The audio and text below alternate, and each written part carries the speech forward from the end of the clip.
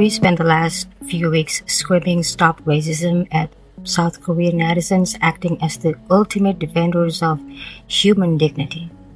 But here's the uncomfortable truth. While we were typing those angry comments, we were probably applying skin whitening cream to our own faces. We hate the racism directed at us, but we worship the very standards that make us feel inferior. Today, we're not talking about Korea, we're talking about the mirror. The chains are gone, but the colonizer's brain is still very much alive. We claim to be modern, holding cutting-edge technology in our hands, yet our logic is stuck in the 17th century. We judge a person's worth by the GDP of their country or the shade of their skin. It's a fossilized way of thinking, an obsolete ideology we refuse to bury.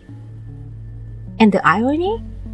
We only call it racism when we are the ones being stepped on.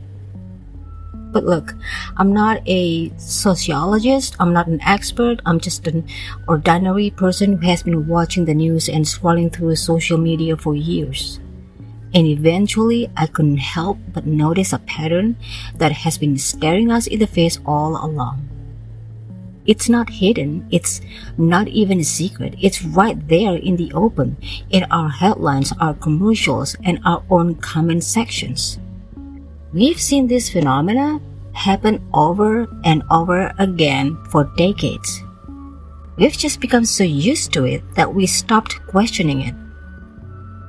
So I want to take a moment to actually look at what's right in front of us. No complex theories, just the reality of how we've been living. Because when you stop to connect the dots between these everyday events, the picture that emerges is, well, it's something we need to talk about. Let's start with something we see every single day, the way we talk to each other online. We don't need a secret investigation to see the hierarchy we've built. Just look at the comment section of any local viral post. When someone with a certain look or certain background does something wrong, the insults aren't just about their actions. They immediately turn to their physical appearance, their skin tone, or where they come from. It's as if we have this mental map of who is allowed to be respected and who is fair game for ridicule. And it's not just us. Look at our media. For decades, we've been fed the same narrative. The hero is always fair-skinned. The successful businessman is always clean-looking. The villain or the comic relief, well, they usually look more like the rest of us. We've seen these images so often, from the time we were kids that we stopped seeing them as a choice. We started seeing them as the truth. This is the colonizer's brain in action. It's not a conspiracy. It's just a long-term habit.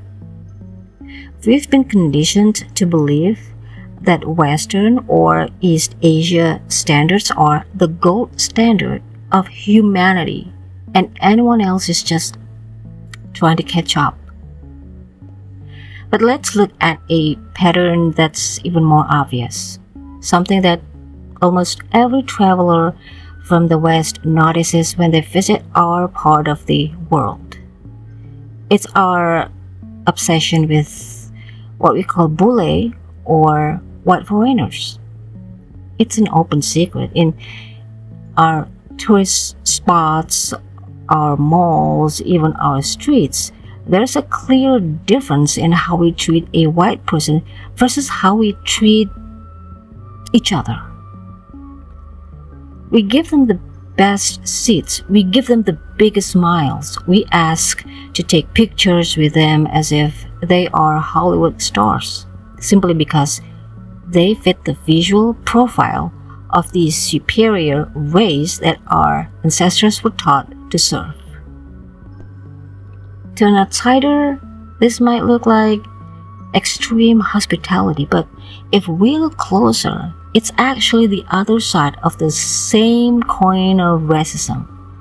When we put one race on a pedestal, we are unconsciously putting ourselves and everyone who looks like us on a lower step. We are validating the very hierarchy that we complain about when countries like South Korea look down on us. How can we demand global equality when in our own backyards we still practice a form of soft segregation? We scream stop racism when we are the victims, yet we are the first ones to bow down to a different kind of racial supremacy because we've been conditioned to think that whiter is better. This is the part that international viewers might find shocking. We aren't just victims of a global racial hierarchy, we are active participants in keeping it alive.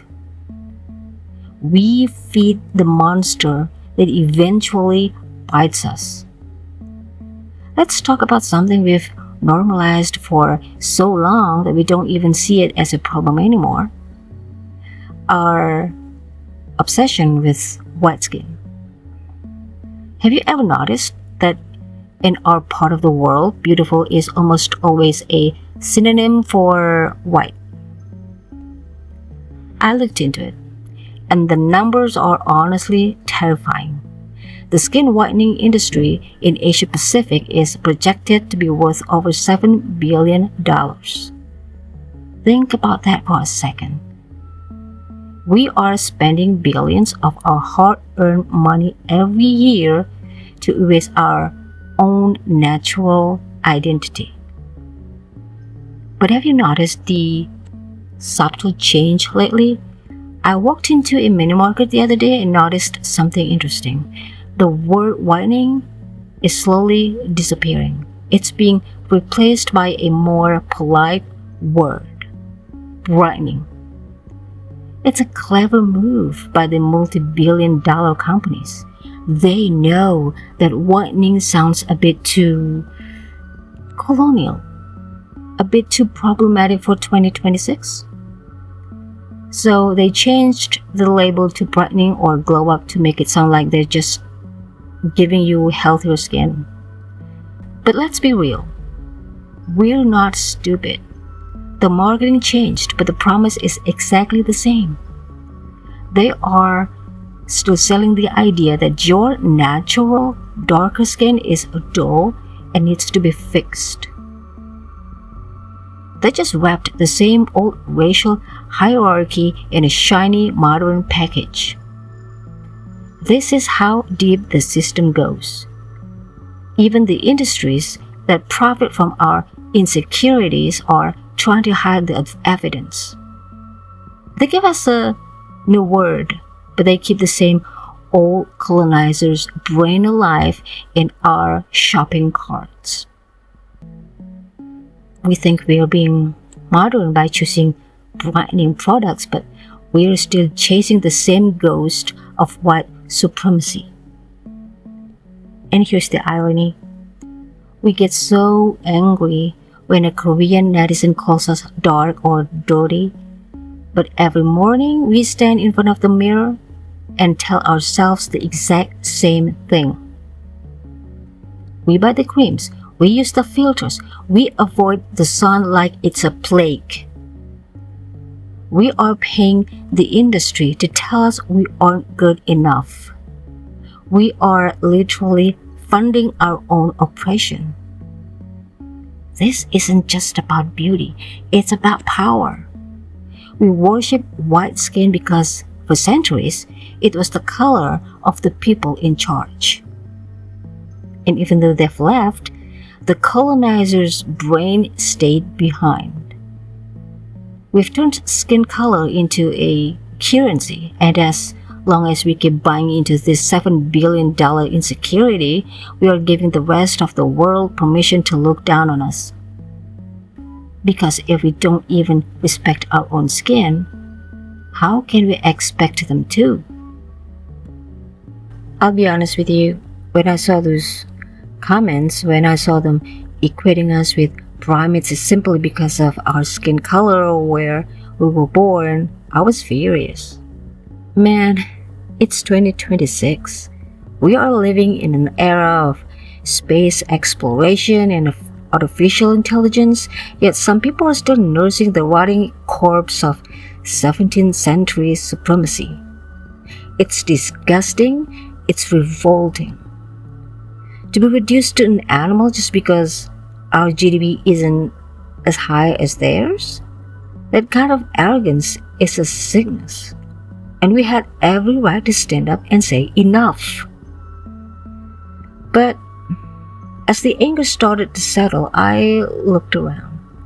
I looked at our own comment sections. I looked at how we treat our own brothers and sisters from Papua or anyone whose skin is a few shades darker than the national standard we've created. And that's when the anger turned into a hollow feeling in my chest, because I realized some of us were using the exact same primata jokes against our own people just a week before. We were hurling the same slurs at our own neighbors because they live in a different island or have a different hair texture. So, I have to ask, are we actually angry at the racism, or are we just angry that we weren't the ones in power this time? We scream stop racism to the world, but we whisper monkey to our own brothers in the dark. That's not being a hero, that's just being a hypocrite. We can't demand respect from the world while we are busy stepping on our own people. You cannot hold a stop racism sign in one hand and a skin whitening cream that promises to fix your flaws in the other. It doesn't work that way. I know many of you might be angry at me right now. You might think I'm taking sides or that I'm not being loyal to our region. But that's exactly the point. My loyalty isn't to a flag, a K-pop idol, or a GDP ranking. My loyalty is to the logic of human being. We can keep winning these digital wars. We can keep sending hate comments to Seoul and feel like heroes for a day. But as long as we go back to our mirrors and still hate the skin we are in, as long as we still use that colonizer's brain to look down on our own neighbors, we haven't actually won anything. The real revolution isn't up there in the comment section. It's in here. It's about deconstructing the ideas that were planted in our heads centuries ago. The ideas that tell us one human is cleaner or better than another because of a shade of melanin or the strength of their currency. So, the next time you see a comment that makes your blood boil, don't just reach for your keyboard. Reach for your logic. Ask yourself, am I fighting for justice or am I just feeding the same monster that's been eating us alive for generations? Again, I'm just an ordinary person who started noticing a pattern. And now that you've seen it too, what are you going to do about it? Are you going to break the mirror, or are you going to keep pretending it's not there? I'm Diane Air. Thanks for watching.